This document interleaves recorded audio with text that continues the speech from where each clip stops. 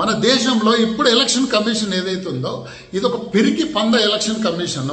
ఇది ఎందుకు చెప్తున్నా అంటే రాహుల్ గాంధీ లాంటి ఒక వ్యక్తి పదే పదే మన రాజ్యాంగాన్ని, రాజ్యాంగ వ్యవస్థని, ఎలక్షన్ ప్రాసెస్ని ఇన్సల్ట్ చేస్తున్నాడు ఏ రకమైన ఆధారాలు లేకుండా.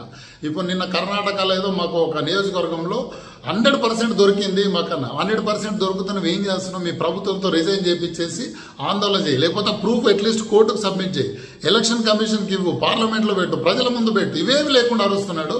ఒక ఎలక్షన్ కమిషన్ని ఇంత ఇన్సల్ట్ చేస్తున్నాడు. ఎలక్షన్ కమిషన్లో ఉన్న ఆఫీసర్లని డైరెక్ట్గా బెదిరిస్తున్నాడు. ఆయన ఎలక్షన్ కమిషన్ నిమ్మక నీరెత్తిన ముందు రాహుల్ గాంధీని కోర్టుకి ఇచ్చాలా, వీడు అంతు తేల్చాల్సిందే. ఎందుకంటే ఇప్పుడు ఐదర్ ఎలక్షన్ కమిషన్ అన్న కుమ్ము కాయాలి రాహుల్ గాంధీ చెప్పినట్టు, లేదంటే రాహుల్ గాంధీ అబద్ధాలన్నా జనాలకు ఎక్స్పోజ్ చేయాలి. రాహుల్ గాంధీ నమ్మే వాళ్ళు 100% మంది నమ్మరు, జోక్గానే తీసుకుంటారు, కానీ 10% నమ్ముతారు కదా.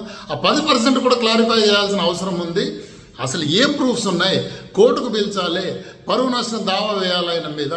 ఏకుండా ఎందుకు ఊకుంటున్నా తెలియదు. ఇప్పుడు ఏనుగు వెళ్తుంటే కుక్క మరుగుతూ ఉంటుంది, కొద్దిసేపు మురిగి ఊకుంటుంది కాబట్టి ఏనుగు కూడా పట్టించుకోదు. ఒక పిచ్చి కుక్క అనుకో, ఏనుగు వెంట మరుగుతూ పోతుంటే ఊకుంటుందా, దాన్ని తొక్కి సంపద.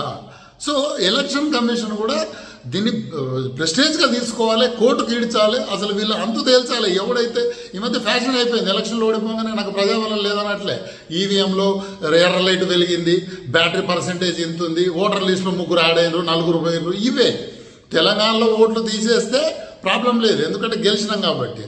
అదే ఓట్లు బీహార్లో తీసేస్తే ప్రాబ్లం, కర్ణాటకలో ఓట్లు జమ అయితే ప్రాబ్లం లేదు, ఎందుకంటే గెలిచినారు. మహారాష్ట్రలో జమ అయితే లొల్లి. సో వీళ్ళని కోర్టుకి ఇడ్చాలా, వీళ్ళకు బుద్ధి చెప్పాలి ఎలక్షన్ కమిషన్.